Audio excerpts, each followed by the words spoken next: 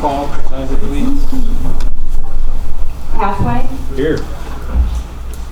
LaSchultz, Here. Burns, Here. Gilbert, Here. Chartrand, Here. Morahan, here. Kulzer, Here. Osborne, Here. King, Here. Gallhoff. Here. Please stand for the invocation and the flag.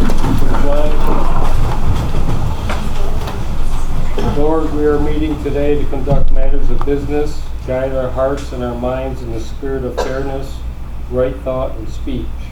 Impart your supreme wisdom upon our activities so that our affairs may reach a successful conclusion. Thank you for being our source of guidance today. Amen. Amen. Flag for the pledge. I pledge allegiance to the flag of the United States of America and to the republic for which it stands, one nation, under God, indivisible, with liberty and justice for all.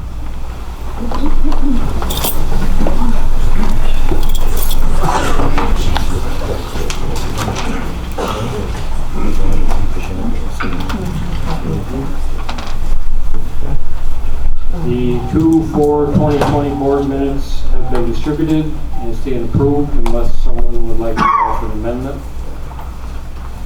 Report of the Finance and Rules Committee per Rule 6, Cassandra. The Finance and Rules Committee has met and they recommend to waive rules to act upon late resolutions. Need a motion? Andrea, second by Randy. Discussion? All in favor? Aye. Opposed? Carries. Privilege of the floor. So we have quite a few things going on here.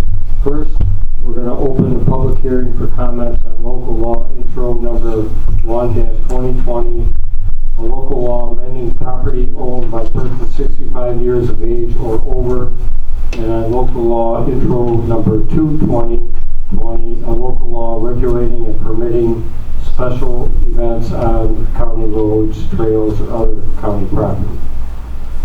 So we'll start with the first one here. Is there anyone that would like to comment on the partial exemption of certain real property owned by people 65 years or older? If not, we'll move on to local law regulating and permitting special events on county roads, trails, or other county property. Anyone like to comment on that? Doug? You want to come up and state your name, please, for the record.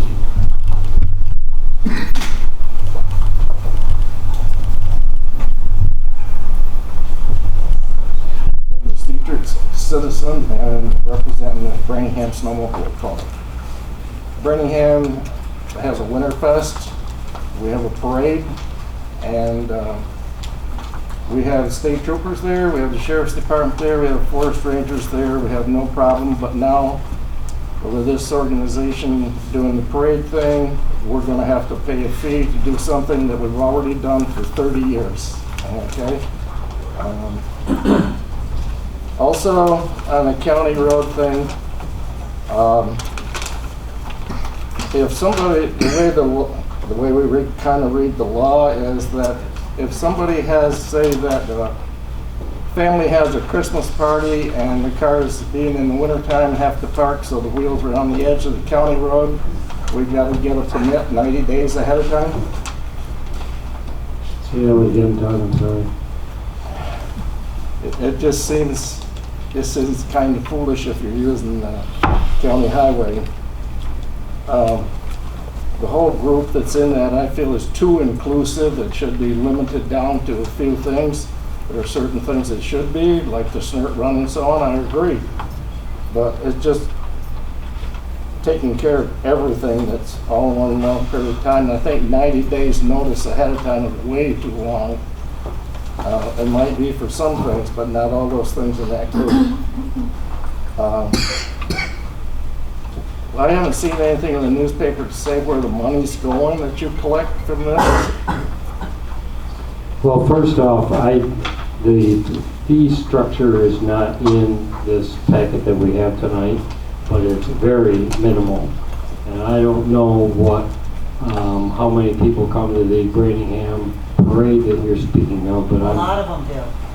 I'm going to guess that the fee is probably around $10. Am I right? The in fee quote that? schedule is in the law. I don't have it. It's on page 7, but, oh, you don't have the law. It's $10 for up to 100 participants, $20 for 101 to 500 participants, 50 for 501 to 1,000. So just keep in mind, everybody in the snowmobile club is a volunteer, and it costs us money to put the parade on as it is. And so it's just another added fee that we have to pay. The purpose of this was not to try to make money. Obviously, the county's not going to make any money on this. It was to provide the hospital, law enforcement, highway department, other people that are responsible for healthcare infrastructure, that there was something going on in the county that they might want to be aware of. That was the whole purpose behind it. Special event. Who's going to police this? Who is going to police what? This policy that you develop it? I would say we are. Yeah, okay. So I just think that, like, as I said, if I don't like my neighbor and they have a Christmas party and they park their cars along the edge of the road, I call somebody. I don't know who to call, but I turn them in just so I can get even with them, okay? Make them pay a $250 fine. Well, I don't think the intent of this is to cover somebody's Christmas party where people are parked on the road. It's a special event where they're using ATVs or snowmobiles as a, special event. I know maybe what your intent is, but I just think the whole thing is too broad, okay? I just think things should be narrowed down and worked on. I can see a lot of these things, instead of producing harmony in Lewis County, we're going to be at each other's throat here. I just not happy with the all-inclusive thing. I just think it should be limited. There's a lot of things in there I agree with, but I do not agree with the parade thing whatsoever, okay? Lastly, I'd just like to thank Randy for showing up at the Lewis County Snowmobile Association luncheon last week. Thank you, Randy. You're welcome, Doug. I got your message too, Doug.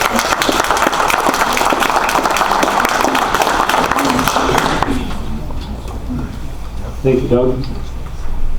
Anyone else have any comments?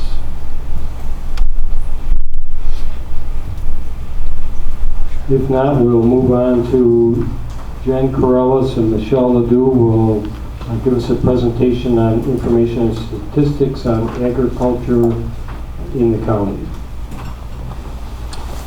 You're going to use this? No. So in front of you, I'm Michelle Ledoux from Cooperative Extension. I'm Jen Corrales from Lewis County Farm Bureau. And we have some ag facts for you. In support of agriculture in Lewis County, we put forth a resolution to declare March as Agriculture Month. March 24th is National Agriculture Day, so it's already recognized across the country, but we thought it would be nice to recognize it locally because it is our largest industry in Lewis County. So in preparation for that, we put together little packets to highlight some dairy facts. In Lewis County, we produced 5.7 million gallons of milk last year. And if we were to turn that all into cheese sticks, there'd be 78 million cheese sticks. So those cows have been busy. In as far as beef cows in Lewis County, we have about almost 1,600 beef cows in Lewis County, and that would make 3 million hamburgers. A couple other facts: we make a lot of honey in Lewis County, and it takes, for a bee to make 1 pound of honey, he needs to gather nectar from 2 million flowers. And in 2017, we produced 4,400 pounds of honey. So some pretty busy bees. And the last one is maple. On an average year, we make 50,000 gallons of maple syrup in Lewis County. And if all that was turned into maple candies, that'd be 17 million maple candies. So we have a lot to be proud of in Lewis County, and we just wanted to do a resolution to support that and help make everybody aware of it. So thank you. So on your desk in front of you, you have the Ag Literacy book. Next week is Ag Literacy Week, and this is read to children across Lewis County, and Farm Bureau makes sure that it also goes into all the libraries and all the school libraries in Lewis County. This book is also read across the state to all So we second should graders. say that.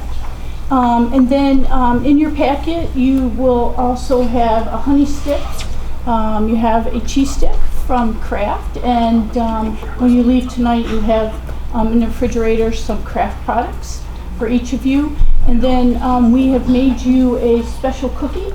It has some beef jerky in it, and it's in your beef cookbook that you're receiving. So it's kind of, and then you actually have a maple candy. So some information about some of the agricultural products that we have here in Lewis County. And then you have a proclamation. We do. We have a proclamation I'd like to read commemorating March as the Agricultural Month. Whereas March signifies a national celebration of the importance of food and agriculture in the United States, as it provides almost everything we eat and use each day. This month we recognize and celebrate the diversity and the abundance provided by New York's farms and our growing food and agricultural sector and the contributions of Allegheny County families, farmers, and whereas there are 33,400 farms in New York State and 6,900,000 acres of operated farmland, and whereas the agricultural industry in the state of New York contributed more than $5.4 billion in agricultural economy sales to the New York economy each year, and whereas with farmland occupying nearly 1/4 of New York State's land area, agriculture also promotes New Yorkers' quality of life in other ways, including providing access to fresh, locally sourced food, preserving open space, and enhancing communities through farmers markets and other activities. And whereas recognizing the month of March as Agricultural Month in Lewis County provides the opportunity for all residents of Lewis County and New York to better appreciate agricultural's breadth and beauty, how food and fiber products are produced, and the role agriculture plays in providing safe, abundant, and affordable products. And whereas commemorating Agriculture Month will build awareness of the benefits of the agricultural industry in Lewis County and encourage young people to consider agriculture as a career. And furthermore, I urge all New Yorkers to join me in recognizing the importance of our food and agriculture industry, to thank a farmer for providing the food we eat, and to celebrate every month with meals made from a variety of New York State products. Now, therefore, I, Lawrence L. Dahlhoff, Chairman of the Lewis County Board of Legislators, do proclaim the month of March 2020 as Agricultural Month in Lewis County.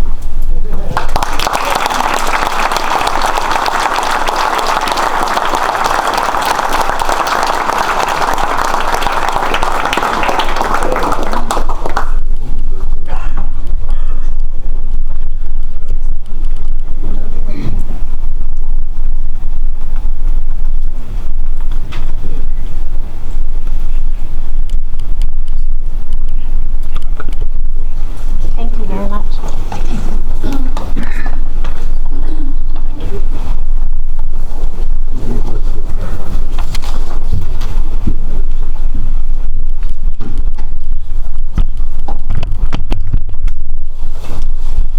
Okay, so next on the list, we have privilege of the floor. We have 5 people signed up, I believe, for to address the sanctuary, Second Amendment sanctuary laws. Before we get into that, I have a couple comments that I would like to make. The task force met this afternoon, and we reviewed other resolutions that are out there. Virginia, Pennsylvania, North Carolina, Arizona, Georgia, and the one that's being presented, I believe, tonight in Jefferson County. So we came up with some language that we think is appropriate.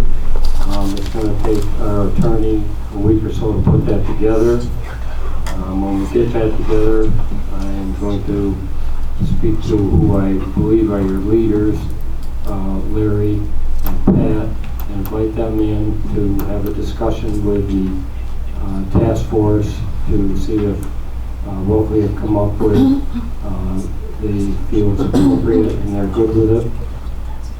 At that point, we will submit it to the committee meetings on, I believe it's March 18th. And so the rest of the legislators who are not involved in this process to this date can look at it, understand it, and get a handle on it. If they're okay with it, it will move forward and will be voted on at the April meeting. So the other thing I would like to mention is, keep in mind this is not the first time that this board has worked on this issue or addressed this issue. I had Joan go back. This will be the 5th time that we have addressed this problem. There were 2 resolutions in 2013 that, I don't know why it does that, but there were 2 resolutions in 2013, and then again last year there were 2 resolutions opposing the SAFE Act that this board passed. So this will be the 5th time. We have, the problem here is on a state level, and I think Virginia, if you take a look at Virginia, they have the same problem that New York State has. All 3 branches of the executive branches are of the same party. This is a voting problem that needs to be addressed by everyone that would like to see some changes here. So if you really want to fix this thing, the next time your state representatives are up for election, you need to get out and vote. So with that, we can start on the process of speakers. First one up will be Patrick Morris. If you come up and state your name for the record, please. Patrick Morris, P-A-T-R-I-C-K-M-O-R-S-E, Town of New Bremen. Larry, thanks for that update. One question on that. Which committee is this going to be assigned to when it hits committee? This will be the General Services Committee. So that's the first one. That's the 1 o'clock. We may share that with General Services and Finance and Rules. Okay, so that's the 1 o'clock and the 4 o'clock. Okay. Just trying to plan our life out there. I got to modify my speech because of what was just said, obviously. We appreciate that you guys are paying attention. We know you're paying attention. We get a little hot under the collar. We know that. About the previous resolutions, we're very well aware of those. None of them had any teeth whatsoever. The second they were passed, it was pass them and forget them. We want something that is long-lasting, that the county's on the hook 1 minute after you pass it. Okay, we just don't want another letter sent to the governor. As far as going against Albany, some of us have tirelessly went against Albany over and over and over again. The governor and I no longer exchange Christmas cards, okay? It's just, we're fed up, we're tired, we get outvoted, and we try everything we can, and you're our last line of defense, period, end of story. I know the rule book is slanted towards Albany. They wrote it to give them all the power, but it's time that we just throw the rule book back at them. I saw a really good presentation from JCC half an hour ago, and one of the statistics that stuck out there was 68% of the people in this county, all parties combined, were very much pro Second Amendment. There was only one of those 21 items that was higher, and that was support for agriculture. All the rest were way below it. So, and I'm sure you all noticed that as well, because we certainly did. And I might be redundant because I know you guys just talked a little bit a while, but what I want to clarify is a whole bunch of misconceptions about what we are asking. And I know you've all read it, so maybe it's not so much to you, but for the press. We are talking about getting rid of some laws that infringe upon the rights of law-abiding citizens. We are not saying that felons can have guns. We are not saying that people using a firearm in the commission of another crime won't be arrested by the sheriff's department and the gun charge thrown on top of it. We are not saying that people can just go out and buy AR-15s and run around with them, because the state police can still arrest them. What we're saying is county resources won't do that if otherwise they're not breaking any laws. Yes, the judge, the county clerk, the sheriff can still do the pistol permit process, because we need those pistol permits outside of Lewis County. What we're just asking you is to stop using resources to go against law-abiding citizens. In addition, we're vehemently opposed to the red flag law that is an affront to a key pillar of American justice, innocent until proven guilty. Okay? There's tragic events that happened in Rome. You're probably all familiar with that, with the red flag law, and the wrong person lost their life because of it. On a second, somewhat related topic, about 3 years ago, it was taking 4 months to get a pistol permit in Lewis County. 4 months. Now the longest I've heard is 22 months. I have had a meeting with Judge King, the previous county clerk, the sheriff, the undersheriff. Everybody agrees. Even the sheriff agrees. The holdup is at the sheriff's office. And the holdup is because of a lack of manpower. We used to have a dedicated person that all they did was pistol permits. But because of some budgetary constraints a few years ago, that dedicated person was taken away. Who does it now? Investigators. And investigators have to stop a child abuse case to work on a pistol permit. It's not fair to the victim of that crime, and it's not fair to us taxpayers waiting 22 months to get a pistol permit. I mean, if there's an infringement on a Second Amendment right, that's it. That is not common sense.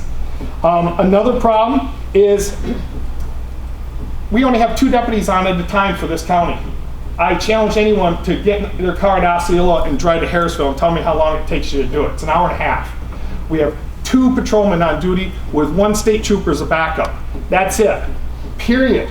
And we shouldn't even be talking about multi-million-dollar social services spends until we fully fund, like the Bonadil audit said, that we need a bigger road patrol. We need 5 or 6 more guys there. In closing, and I'll probably tamp this down a little bit, but we've waited patiently now for a month, and y'all had a heads up a couple weeks before that. But let me give you some facts. The SAFE Act, a never-before-seen 54-page document, was presented to the New York Senate at 11:01 p.m. By 11:27 p.m., it had passed that 63-person body. The Assembly went to bed. They passed it at 9 o'clock the next morning, and the governor signed it at 1 or 2 o'clock in the afternoon. And all but 2 items of that took effect immediately. So if they can get a couple hundred people together and pass a law in 18 hours, we really need this board to move. I understand you're part-time. I understand y'all have jobs. But I'm very happy that the task force did meet. I'm very much looking forward to working with you on that. But the most important thing is we don't want another sorrygram to the governor. There's got to be some teeth in this. With that, I thank you.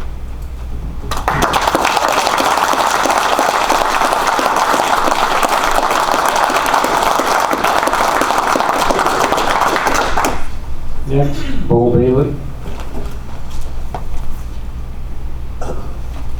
Name is Bo Bailey. I am a citizen of Village of Lyons Falls, town of Lionsdale, District 9. I was not going to speak tonight, but I've kind of pressured into it. And as the last couple days have gone by, I've become concerned.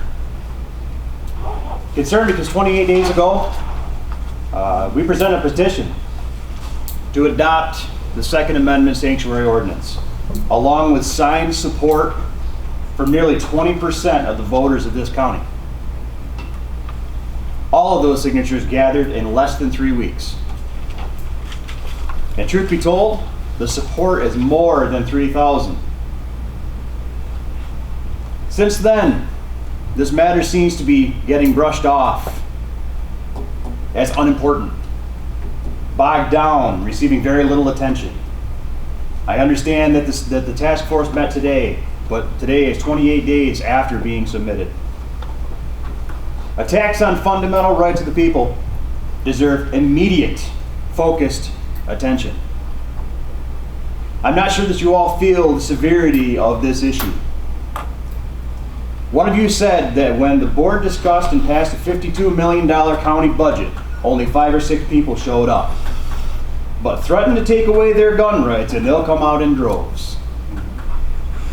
That language sounds very condescending to me. And I think that the speaker missed the point altogether. We come out in droves over the Second Amendment because history shows that threats to fundamental rights of the people should be far more alarming than how our money is being spent. Many in this county don't have a lot to give, so we carry on the best that we can. But what many of us do have is our heritage and our traditions. And like several of you on this board, we have hopes of passing those on to the generations that follow us. But with current and pending state legislation regarding gun control, we may never get that opportunity. We do not have a gun problem in this county.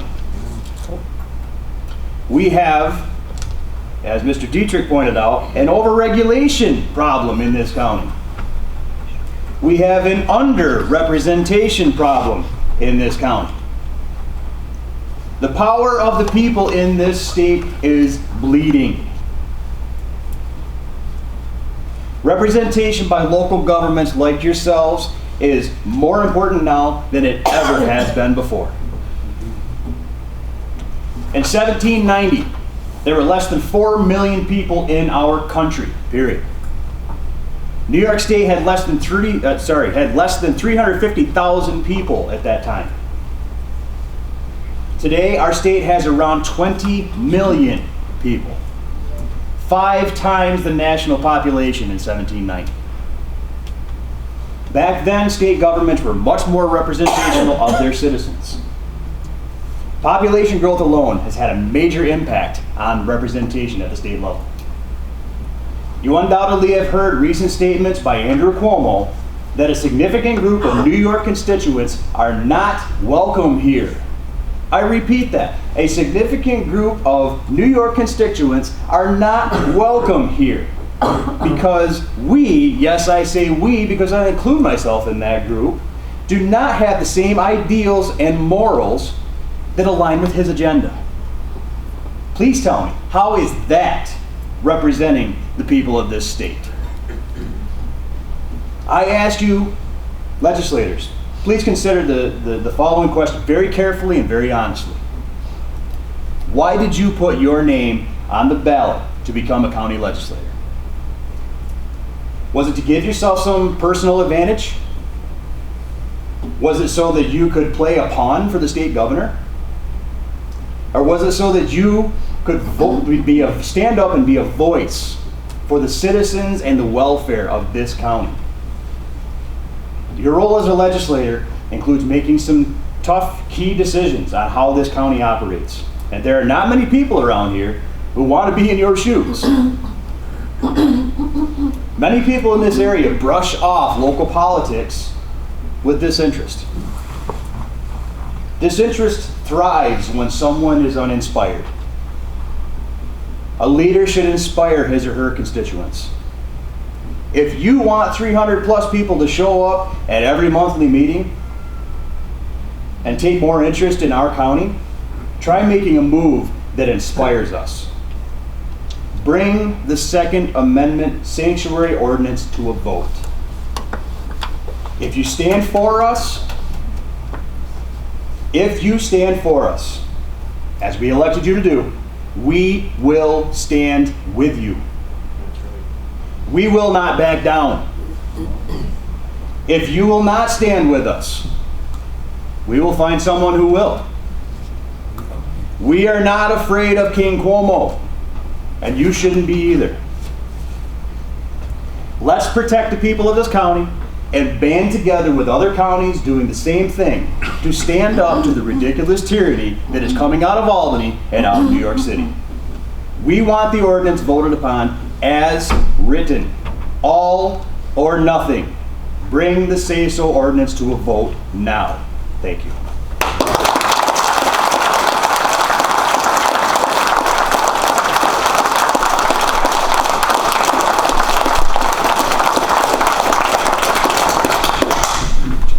Take the vote. Tracy Hand. My name is Tracy Hand, lived in Port Lyden most of my life. We've come here today to further encourage you, our representatives, to pass the say-so ordinance with all its teeth. I know some of you have concerns that the governor may retaliate and withhold some state funding. Forgive me, I'd like to remind everyone here why this elected body of our local government exists. And who could say it better than our founding fathers, who cited their reason for establishing this great government in the Declaration of Independence. Some of it's going to sound familiar. I memorized a couple words in school. We hold these truths to be self-evident that all men are created equal. They are endowed by their Creator with certain unalienable rights, that among these are life, liberty, and the pursuit of happiness. That to secure these rights, governments are instituted among men. My friends, you are our representatives. You are our government. Your job, if you pardon me for saying so, is to secure our rights, to secure our freedoms, not to secure our safety, and not to secure state funding.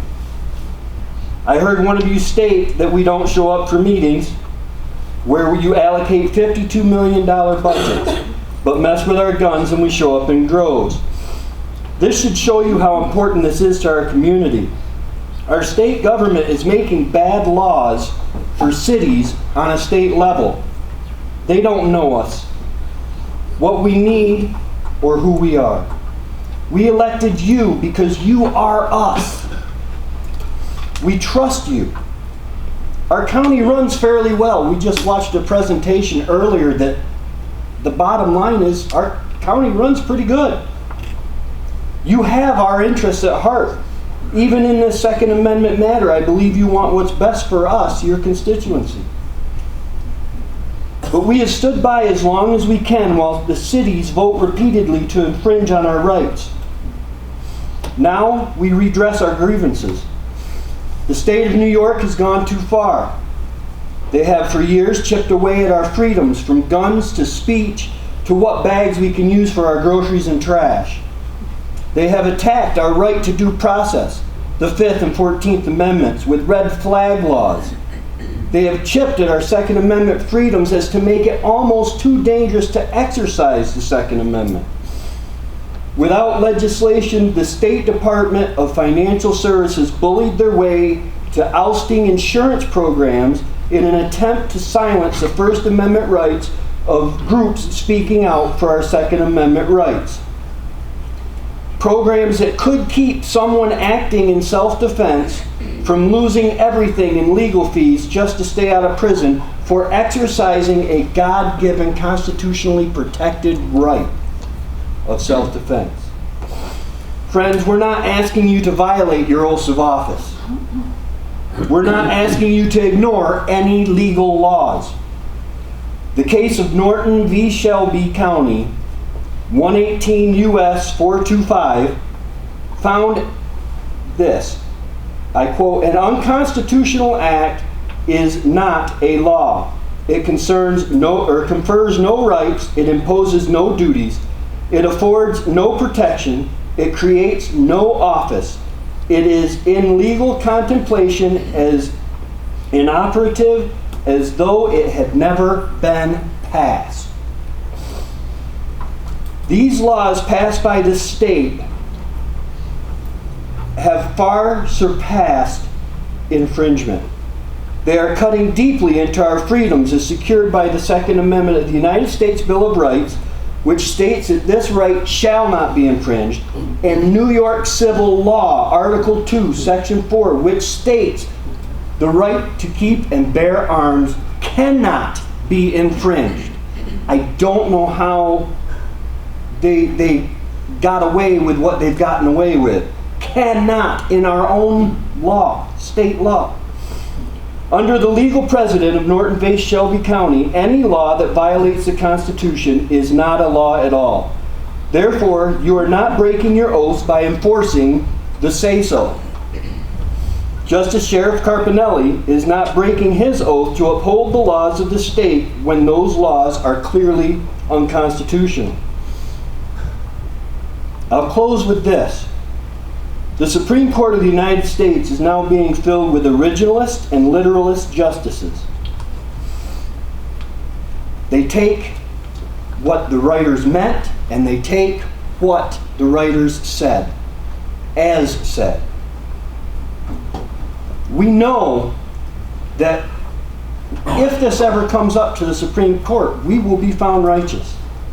The only question is, will you still hold these seats when that righteousness is revealed by the courts?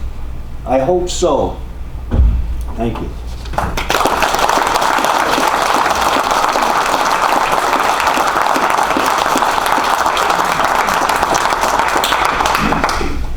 Thank you, Tracy. Monica Reed.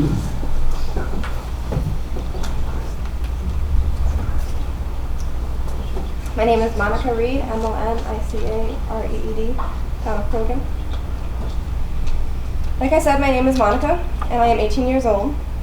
For the past 5 years, I have been a competitive trap shooter. I got started at the high school level, and since then I have worked my tail off and have been fortunate enough to compete at the state, regional, and national level. I have shot alongside some of the very best student athletes in the nation. My hard work and passion through shooting shotguns has taken me all the way to Nebraska, where this fall I will continue my sport on the collegiate level. I can tell you with every ounce of certainty that I would not be the person I am today without the shooting sports. Guns are a part of my life, and they will continue to be so. Being around guns and shooting is like walking to me. It is natural and regular. Guns are tools, and they are no different from knives and screwdrivers. Sure, you can hurt anybody with a tool, but they can be used for a lot of good things too. I myself might argue I might interest myself on a lot of different things, like knives and wooden stairs and even gas caps, but I've never once been hit by a shotgun. Through trap shooting, I have been lucky enough to travel to several states and compete in national tournaments alongside some very hardworking, talented athletes of all colors, shapes, and sizes. The shooting sport has an extremely unique element that virtually no other sport has. Men and women from 12 to 92 are able to come together and enjoy the sport. Most special people who even have physical disabilities or have broken bones are able to compete on a level playing field. Shooting sports have an amazing way to connect people. I've made connections with dozens of people through the shooting community. Despite what some of you would like to believe, they are not all old, white, camo-wearing conspiracists. Despite this, oftentimes I am one of the few or the only female at a gun club or a shooting event. Despite this, never once have I felt singled out or discriminated against as a lady. I've met some pretty amazing kids my age too, all connected to the safest high school sport in America. You heard me right. Thousands of teenagers using guns every year and not one single injury. Surprising? Not to me or anyone else with shooting experience. Safety is the #1 priority for any shooting event. If you have never been able to witness hundreds of teenagers safely using guns on a sporting event, I encourage each and every one of you to do so and see for yourselves. I'm also here to tell you, do not believe the media when they say young conservatives do not exist. The fight for freedom and our rights will not die with the older generation. We are the future voters of America, and we will not settle for being ignored and told our beliefs do not matter. I would like to remind everyone here of a small history lesson. When something was wrong, morally and lawfully wrong, the people who stood up for it, they did do it quietly. Frederick Douglass did not back down when he was called a liar for exposing the horrors of slavery. The suffragettes did not quiet down when politicians told them their votes didn't matter. We are not the silent minority. As citizens of Lewis County, we are coming here again to tell you we are fed up. We are the common people, the backbone of America, and we are tired of our rights being trampled on and our lifestyles mocked. I also come here to tell you not just how shooting competitively has changed my life. I come here as a young woman. The following words that will come out of my mouth may make you uncomfortable, but they are important. 1 in 3 women will be victims of physical, sexual violence, and 1 in 5 women will be raped. 1 out of every 4 women will experience severe physical abuse from their intimate partner. In America alone, an estimated 1.2 million people are victims of human trafficking. 70% are women. They tell us to watch how you dress. They tell us to take martial arts classes. They say get a restraining order. An actual human trafficking organization advises their readers to, quote, be aware, avoid walking alone, use your phone, and don't trust too easily. When will they tell us to take our personal safety into our hands? When will they tell us that the best way to deter a rapist is a trained firearms owner, not a rape whistle? When will they tell us to take a firearm safety course and obtain a handgun license? Pro-gun is pro-women. I encourage you to look around this room as employees to the citizen of Lewis County and ask us what do we want. And I think the answer will be clear. We are tired of being called criminals. The fact of the matter is that the vast majority of gun control legislation introduced or passed is not meant to control deranged criminals. It's not. The laws at their core are flawed and will do absolutely nothing to protect us, only to restrict and infringe the rights of honest people. The honest men and women in this room and across the county say the Second Amendment is worth protecting. A guy named Thomas Jefferson once said, quote, eternal vigilance is the price of freedom. Well, here we are, being vigilant in the name of freedom, and I hope you understand we're pretty stubborn too. So as long as our rights are being attacked, we will remain vigilant.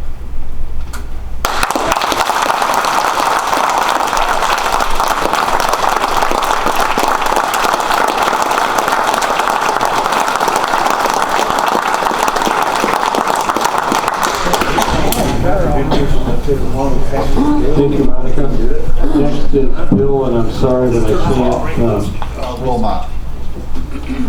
Okay. My name's Bill Wilmot. I don't have a big speech like everybody else. I didn't write down a lot. But the reason I'm here is you lose one right, you lose them all. All right, we know that. We've seen it through history for hundreds of years. All the way back to biblical times. You give up one freedom, you lose them all. All right, and I'm against the SAFE Act. I'm against red law. I am for gun control. I'm sorry. I do not think anybody needs a belt-fed 30 millimeter for hunting. But the reason I'm here tonight is to ask you to let Mike Carpinelli do his job. This is going to sound strange to you guys. What is his job? Nobody can remove him from office except us unless he commits a crime. The sheriff's job, which I was taught in college in constitutional law, is to protect our rights. Not the state constitution, the federal constitution. He's a federal officer, actually. I know everybody thinks, oh, he's elected countywide. He is, by these gentlemen, by you guys. He swore to uphold the Constitution of the state. But above all, he swore to uphold the Constitution of this land. You know, you guys sit here and like, well, we're not going to fund it. Mike was here last time and told you. He doesn't stand up for it. I see him in Albany, but I don't see you. You know, he's an elected official like you are. He goes down to Albany and yells, screams, hollers. When have you guys? No offense, I mean, maybe you've been there. Maybe you got to work that day. I know I've had to take vacation days. But you look at it this way. I mean, you go right through the Constitution, and everything the sheriff does is just to protect our due process, protect our constitutional rights. That's the main job of the sheriff. And you guys are sitting here like, well, he's got to follow the law. No, part of what you guys are doing for this sanctuary is giving him back his power that's granted in the Constitution to protect us, as you guys were elected, not to serve the state, not to serve the federal government, to serve us.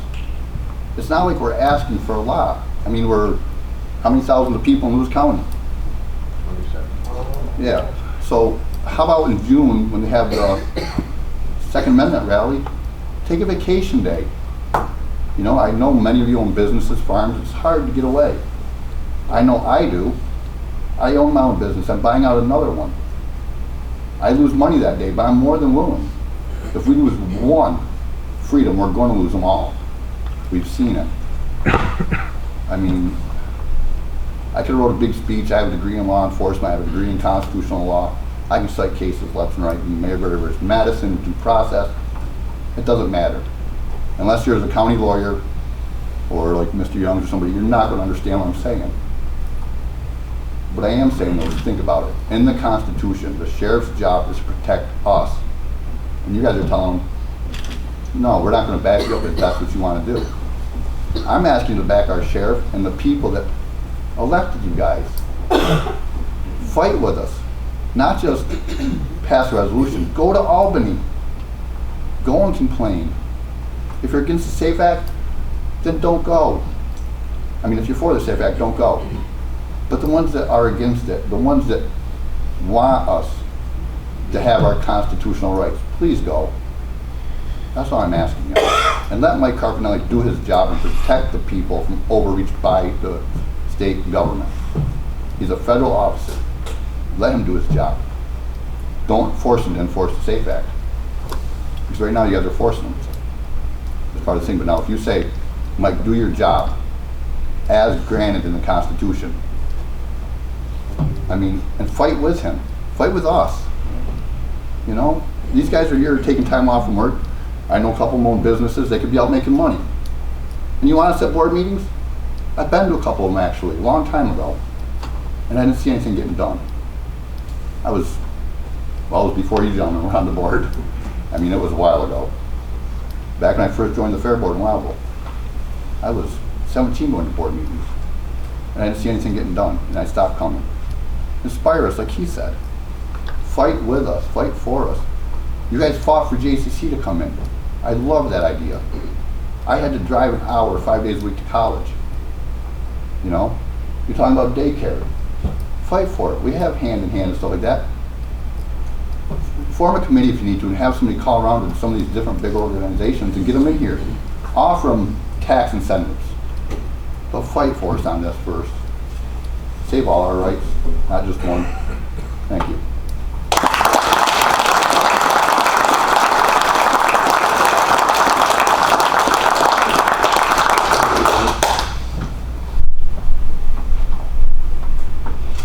Okay. We will move on to presentation of petitions, communications, and notices. Cassandra. Thank you, Mr. Chairman. Legislators have received many letters and emails from residents voicing their opinions both for and against the Second Amendment sanctuary ordinance.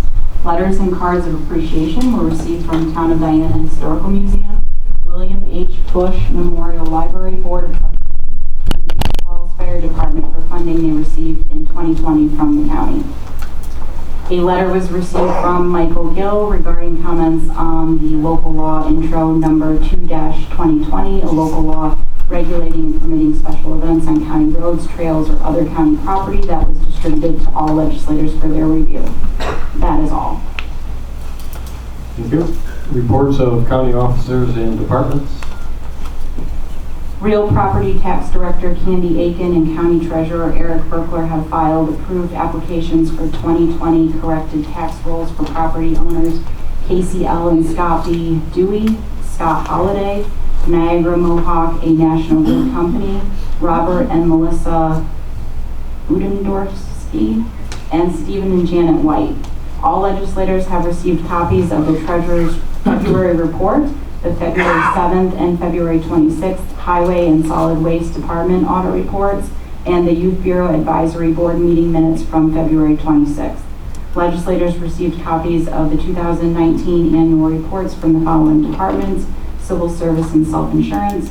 James Richmeyer submitted the January Sealer of Weights and Measures Activity Report, which has been placed on file with the Clerk of the Board.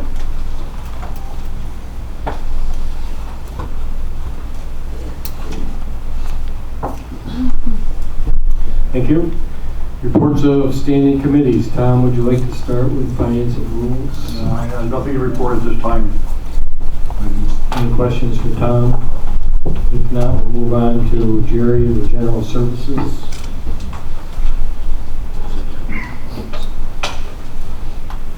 Thank you, Mr. Chairman. I have quite a few motions here that I need to run through. A motion to authorize village general supervisor Matt O'Connor to put out an RFP for an impound yard project in the public safety building. Moved by Jerry, second by Tom. Discussion? All in favor? Aye. Opposed? Carries. A motion to award bids for sand, gravel, crushed stone, concrete-based on project location in accordance with tabulation of all bids prepared by the highway superintendent placed on file with the clerk of the board for the period of 4/1/2020 to 3/31/2021. Moved by Jerry, second by Ron. Discussion. All in favor? Aye. Opposed? A motion. Well, hold it, hold it. Oh, And show Phil abstained, motion carries. Go ahead. a motion to award low bid for crushing of stone to Linedecker Excavating in the amount of $4 per ton for the period of 4/1/2020 to 3/31/2021. Moved by Jerry, second by Greg. Discussion. All in favor? Aye. Opposed? Carries. A motion to award low bid to Highway and Solid Waste Department uniform services of Uni First for the term of 36 months. Moved by Jerry, second by Andrea. Discussion. All in favor? Aye. Opposed? Carries. A motion to authorize Sheriff Carpinelli to fill a temporary part-time jail nurse effective immediately while recruiting a full-time jail nurse. Moved by Jerry, second by Dick. Discussion. All in favor? Aye. Opposed? Carries. A motion to authorize solid waste director Kip Turk to fill full-time principal account clerk due to retirement effective immediately. Moved by Jerry, second by Randy. Discussion. All in favor? Aye. Opposed? Carries. A motion to fill full-time planning director position due to resignation effective immediately. Moved by Jerry, second by Tom. Discussion. All in favor? Aye. Opposed? Carries. Okay, the last one, there is a resolution in the package for the Board of Legislators to urge DEC to consider ATV access in its plans for Krogan easement track. In addition to the resolution, I move to authorize Recreation, Forestry, and Park Director Jackie Mahoney to submit written comments to DEC by March 19th to emphasize and urge inclusion of recreational ATV use and access in this RMP and to provide DEC with any potential ATV access routes. Moved by Jerry, second by Ron. Discussion. Bill? Yes. I wanted to second. I'm all Oh, for it. Yes, Chairman, you aren't aware of this, the development just came up over the weekend. Before you approve that, you might want to speak with the state police before you go ahead and do what you do, Jackie. I have a moment to explain to you what's just occurred. This has been ongoing the last 48 hours within my office and the New York State Police Superintendent. Can I come forward and explain? Oh, sure. Go ahead. You're all familiar with Saturday morning snowmobile accident in Lewis County, the fatal snowmobile accident. The 911 center dispatched, called out for cars available. Lewis County Sheriff's Department responded. We had snowmobile patrols out there. We had road patrols out there. Snowmobile patrol arrived on scene. We located the person in question that was deceased. We called in our investigator. They did brought in Martinsburg Fire and Rescue, and just at the end of our investigation, as we're wrapping it up and ready to remove the body from the trail, the New York State Police arrive on scene. They tell my men that they are now taking over the scene, that it's in their jurisdiction, and this comes from above and there's no questions asked. So they call me on the phone right away. And remember now, they've been there 2.5 hours, our people have. That person's body was laying out in the trail system. We were ready to put that person, transport them to the ambulance, and remove them from the public view. State police put a stop to that, or at least attempted to. Well, I was told when I called me that came from somebody above the Loudville Barracks. So I called the captain of the state police. The captain informed me that was above his pay grade. He was being told what to do from Albany. I then was in touch with Lieutenant Colonel within a couple hours, New York State Police, that same day, the entire road patrol for the state police. He explained to me that there was a meeting a month ago held in the chambers of the governor's office in regards to the New York State Police and the New York State Park Police being melded together. They're going to take over the New York State Park Police. So because of that, the governor gave the issue, gave an order out to the New York State Police that any time that there is an accident on state lands or state parks, they will be the primary law enforcement agency taking over the investigation. The problem with that is they don't have the resources to do that. They rely upon most of the sheriff's offices to transport them in. They don't have snowmobiles, they don't have tracked vehicles as most sheriff's offices have.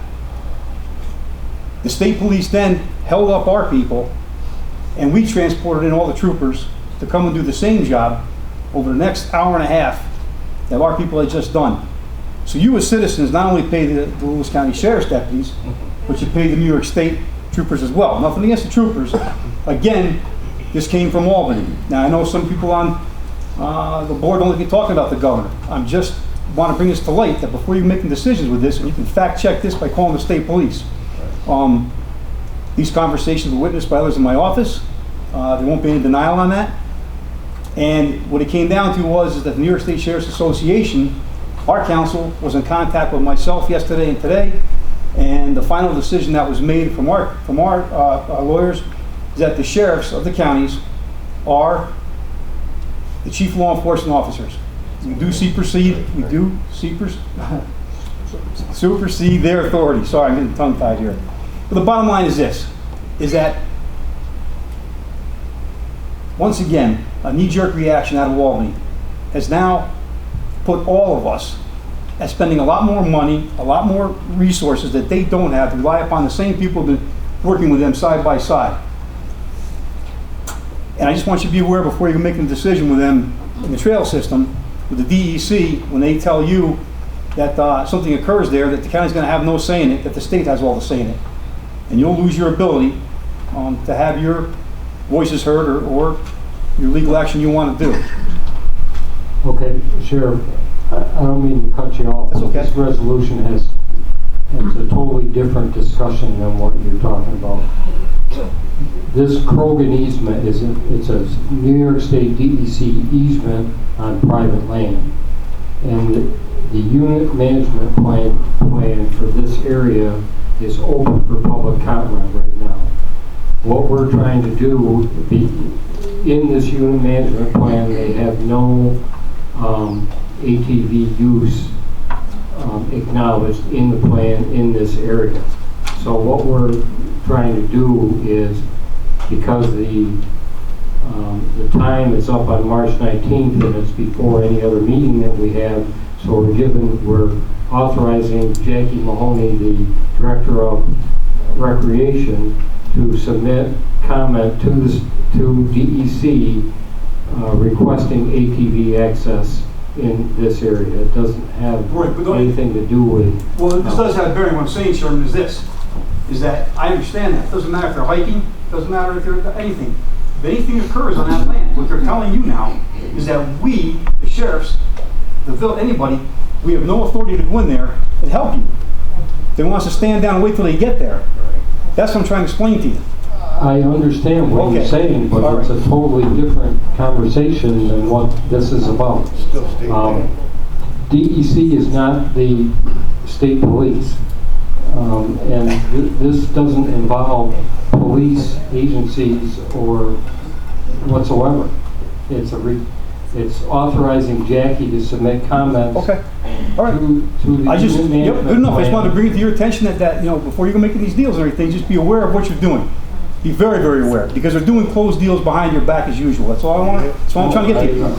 When the lieutenant colonel said to us, when he told me, he said, "Sorry, once again, there was no village, town, city police chiefs or sheriffs involved in that meeting." And again, you know, we're left out there as the primary force, you know, taking care of business without having knowledge of it all when he did. I just want to let you know that, so in the future you understand. For an example of closed door deals, that's why ATV access is not in this unit management plan in the first place. So Yeah. I get what you're saying. Yep. All right, thank you, sir. Thank you. Thank you, Sheriff.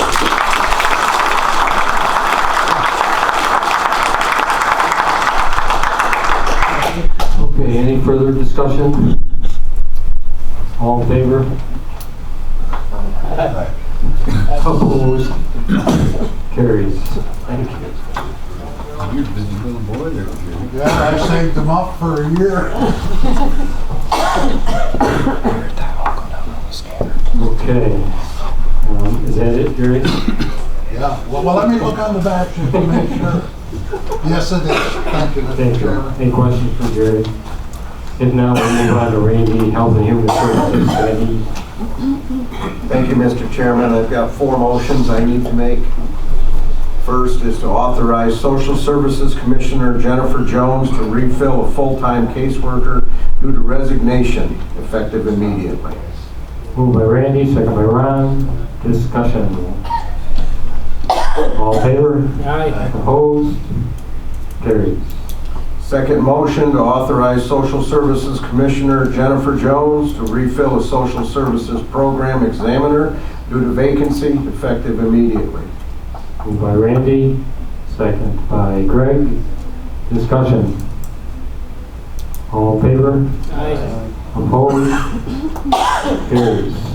Third motion to authorize Social Services Commissioner Jennifer Jones to refill a fraud investigator due to vacancy, effective immediately. Moved by Randy, second by Ron. Discussion. All in favor? Aye. Opposed? Carries. Fourth motion to authorize Social Services Commissioner Jennifer Jones to extend temporary heat program examiner position to fill employment and training vacancy pending civil service exam results, effective immediately. Moved by Randy, second by Phil. Discussion. All in favor? Aye. Opposed? Carries. I believe that's all I have, Mr. Chairman. Any questions for Randy? If not, we'll move on to Dick as the board's rep on the hospital board of managers. Chairman, I don't have anything tonight, but I would like to yield to Jerry Fair.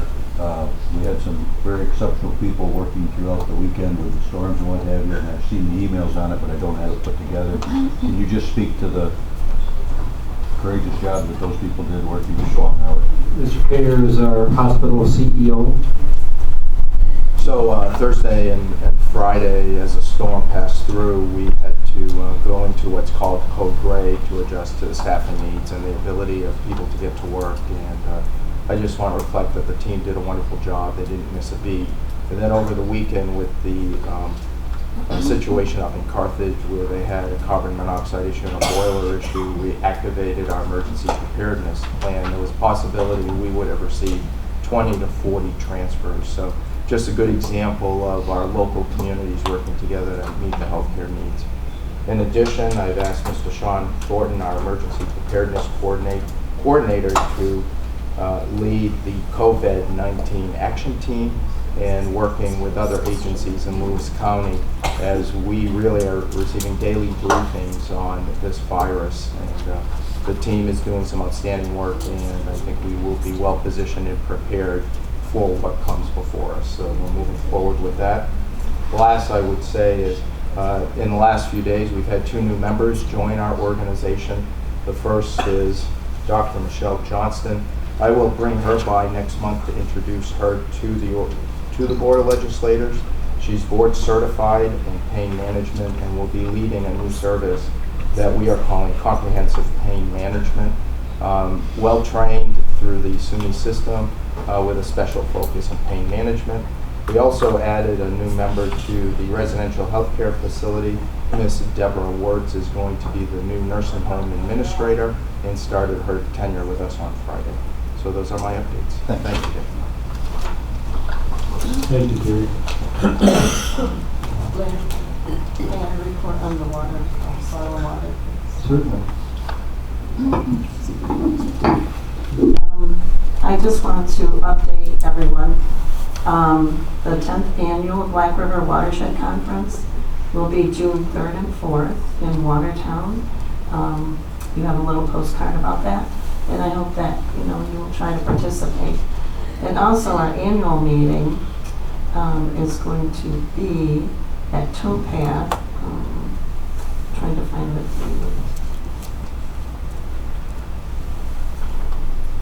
Oh, March 17th.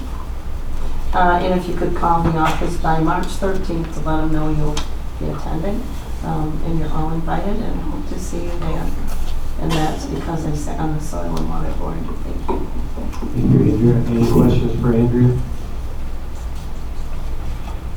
Okay, the public hearing is open for local law number 219 for exemption property owned by persons. Is there anyone that would like to make a comment before we close the public hearing?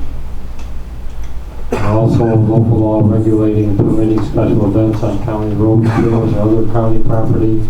Anyone have any additional comments on that? Bill, go ahead. I thought Mr. Dietrich brought up some good points. Maybe we need to review that again. Okay. Any other comments? If not, we will close the public hearing on those two and move on to county manager report. Ryan. Thank you, Mr. Chairman. I'll keep this quick. I'd like to echo Jerry's comments. We had some county employees who really worked hard during the storm last week. Our highway department was out there in the thick of it. There was some really tough conditions, but Warren's team did an admirable job getting everybody out and about. And also the sheriff's department, their guys were out there in some pretty rough conditions, helping motorists and other things. So good job to those guys. I also wanted to make sure we had in our calendars, March 27th is the hospital gala. So you should have all received your invitations for that.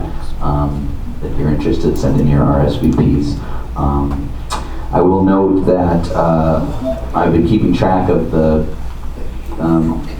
state's 2020 budget. The 30-day amendments from the governor's office, that time has come and passed. So there has been no change to the Medicaid issue in the governor's budget. Now we are truly, up to the Senate and Assembly to make sure that those two bodies are working to change those Medicaid requirements, which we've all been talking so much about. So we'll continue to work on that. Other than that, that's my report. Thank you. Any questions for Ryan? If not, we'll move on to the treasurer report here. I will be short. Also, I provided you a written report of a summary of our contingency balances and capital reserve balances as of March 2nd. You have that in your packet. There's been limited activity this month, and so far early this year, not too much activity to report. Thank you very much. Any questions for Eric? When will we know the end of the sales tax for 2019? That was reported last month, so yes, what you see for 2019 in the second page is complete. Okay, thank you. Is January's numbers all in? No, for sales tax, no, that will continue. We will continue to report numbers for January for sales tax. That is not final. I don't remember seeing that when previous to you, I don't believe we were showing the sales tax if it wasn't complete. Because this, you know, I mean, this look, when you look at that, the numbers and the variances, it becomes concerning versus having the full picture there. That's a good comment. Thank you very much. Any other questions for Eric? If not, we'll move on to the report of the Finance and Rules Committee per Rule 7. Senator. Thank you, Mr. Chairman. The Finance and Rules Committee reports that they have examined the claims presented for payment in the total amount of $989,629.79 and recommend that they be audited and allowed for the amounts claimed. Need a motion? Andrea, second by Ian. All in favor? Opposed? Carries.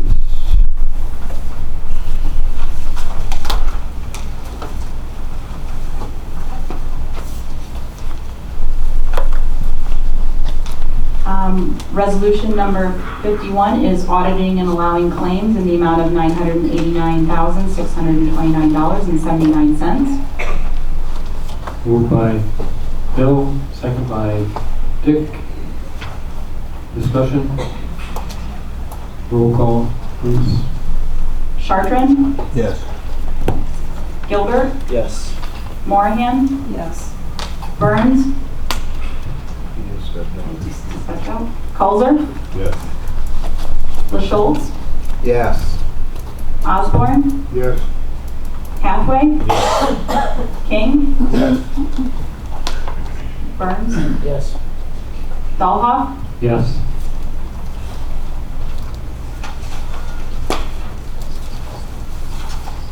Then we have local law introductory number 3-2020, a local law providing for increases to salaries for certain local officials.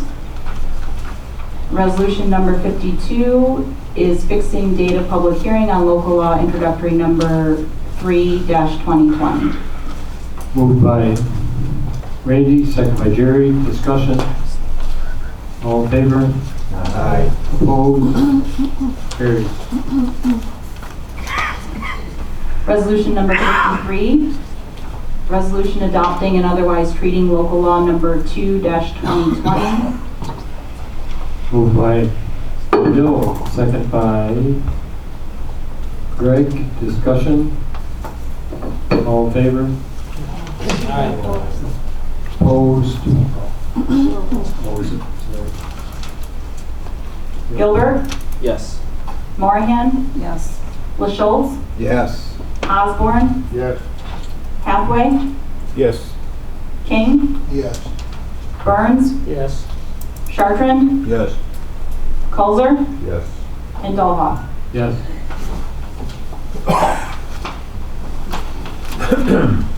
Resolution number 54, adopting and otherwise treating local law number 3-2020. Moved by anyone? I'd like to see us look at this a little closer. Well, my comments on that, we've got a couple other suggestions. I would suggest that we pass this and then we'll amend it. We'll take it to the committee afterwards and come up with some amendments and move on those later.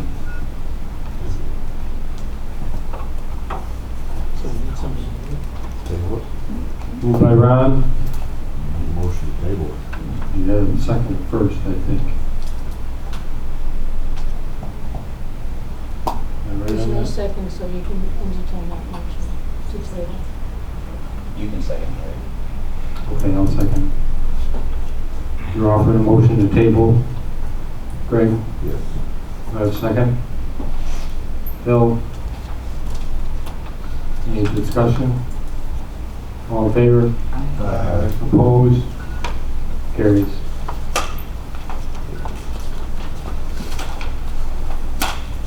Resolution number 55, authorizing intermunicipal agreement between the County of Lewis and the Town of Osceola to administer and enforce recreational camping vehicle law.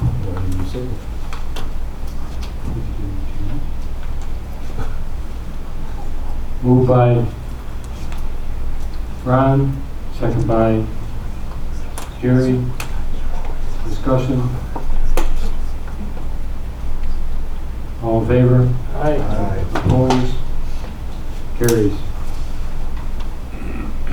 Resolution to appropriate funds, buildings and grounds. Moved by Tom, second by Ron. Discussion. All in favor? Aye. Opposed? Carries. Resolution authorizing an agreement between the County of Lewis and the Lowell Volunteer Fire Department. Moved by Jerry, second by Tom. Discussion. All in favor? Aye. Opposed? Carries. No, Larry. I'll abstain, please. Dick abstain.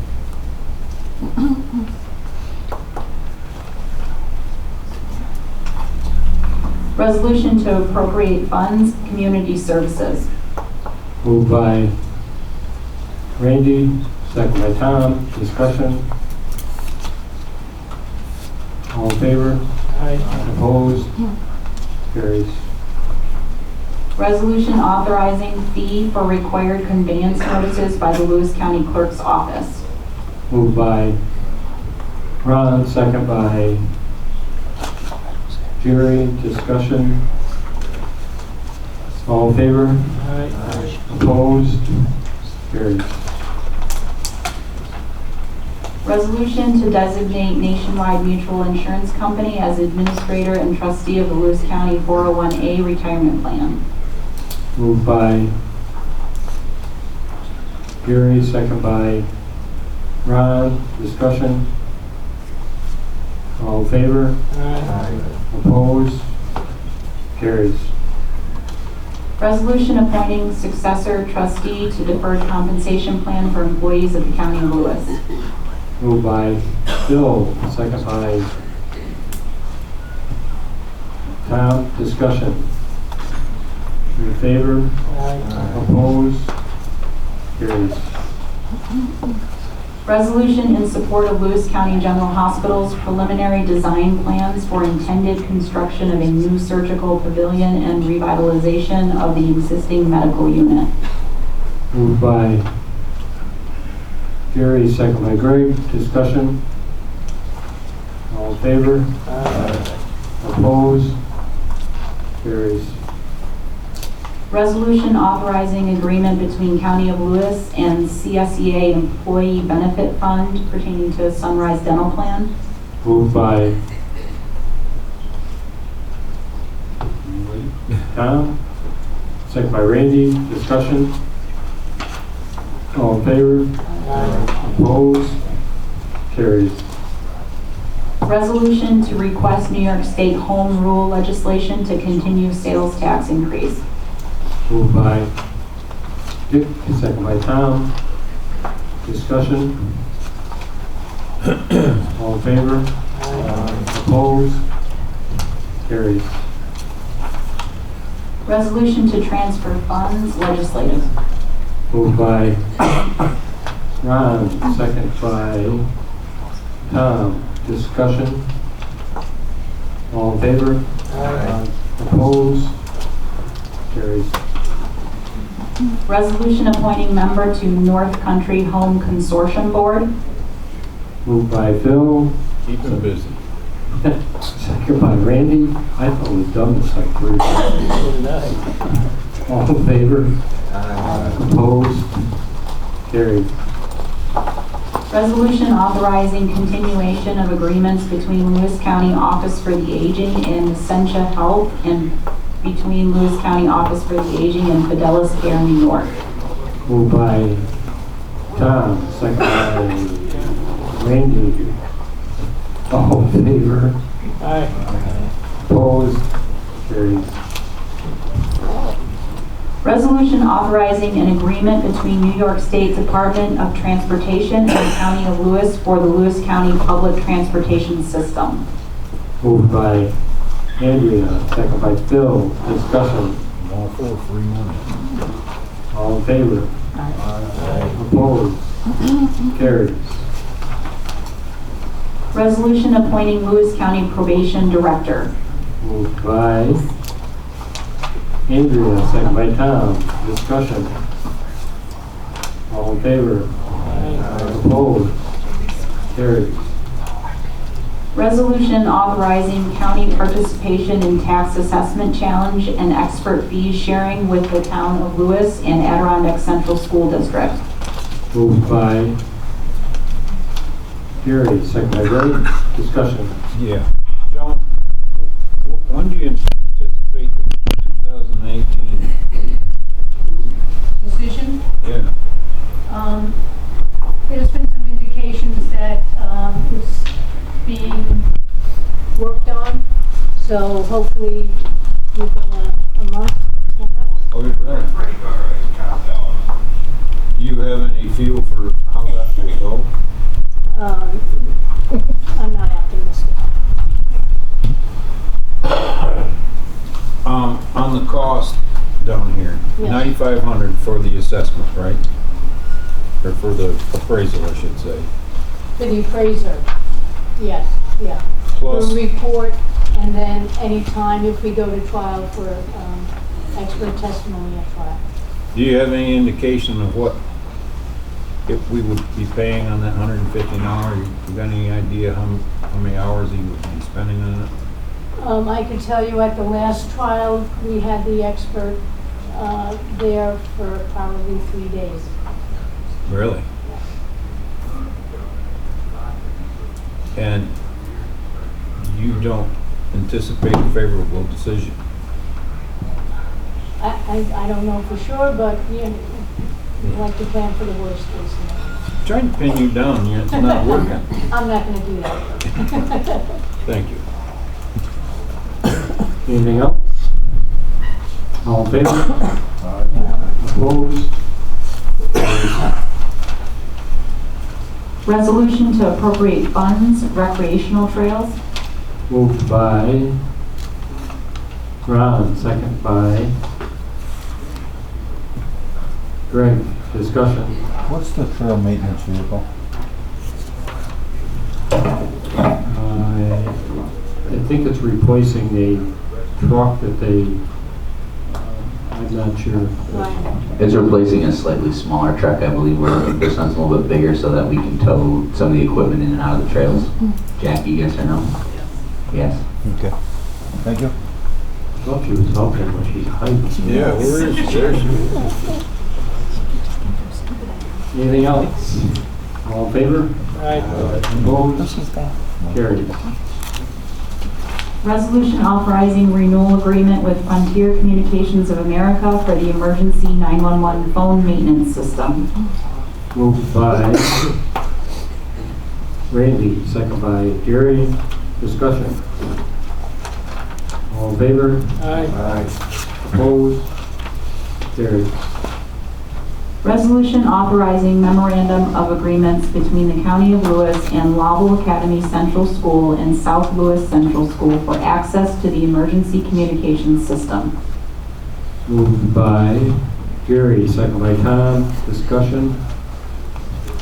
All in favor? Aye. Opposed? Carried.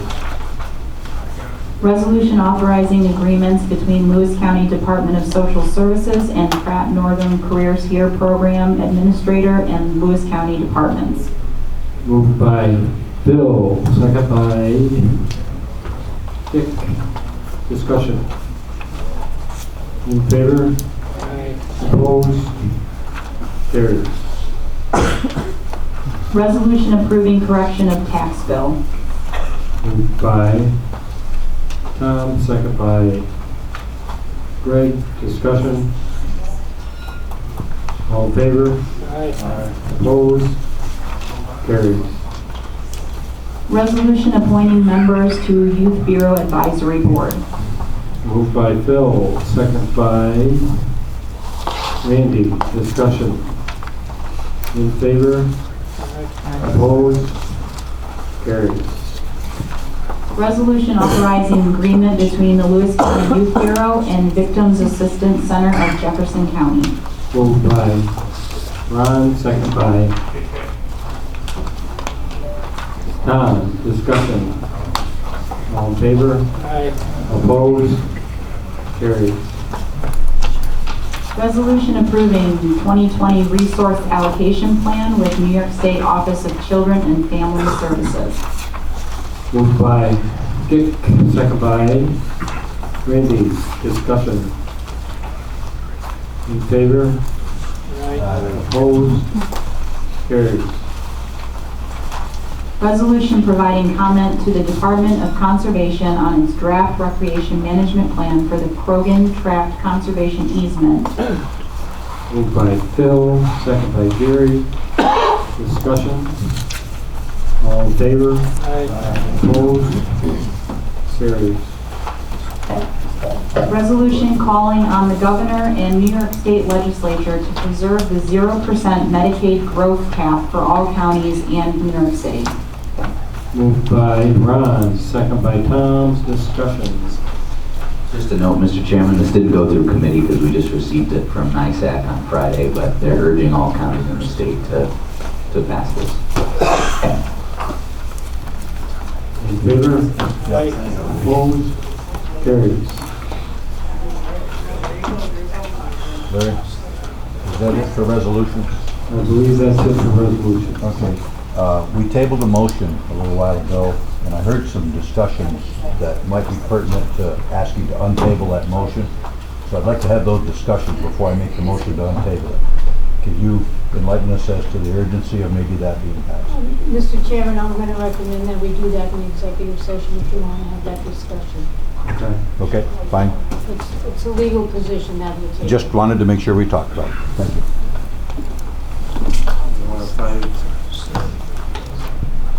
Do we have other? I just have the proclamation. Okay, why don't you read the proclamation? Proclamation to recognize Lewis County Office for the Aging Nutrition Program and March for Meals. Whereas the Lewis County Office for the Aging supports seniors and the community with critical nutritional needs and promotes the importance of healthy meals through nutrition counseling and education. And whereas OFA has 6 congregate dining sites throughout the county located in Harrisville, Krogan, Lowell, Copenhagen, Lyons Falls, and Osceola. In 2019, the congregate meal program served 12,614 meals to 386 people. And whereas in 2019, OFA provided home-delivered meals to 215 eligible seniors countywide, delivering a total of 26,737 meals. And whereas home-delivered meals are critical to helping seniors maintain their independence and is a safety net program that provides wellness checks for many older adults that live alone and at risk. And whereas March is recognized as National Nutrition Month and the March for Meals campaign is coordinated by Meals on Wheels America and the New York State Office for the Aging in the effort to increase awareness and community engagement to support our senior neighbors. And now, therefore, on behalf of the Lewis County Board of Legislators, I, Chairman Lawrence L. Dahlhoff, do hereby recognize March for Meals and do hereby proclaim that the week of March 16th through the 20th of 2020 be recognized as March for Meals Week in Lewis County. I call upon county department heads, various agency representatives, and local elected officials to share their support for the Lewis County Office for the Aging Senior Nutrition Program and the health and wellness of all Lewis County seniors. Thank you. We call a 5-minute recess, and when we come back, we're going to go into executive session, and there'll be a motion for the executive session. 5-minute recess.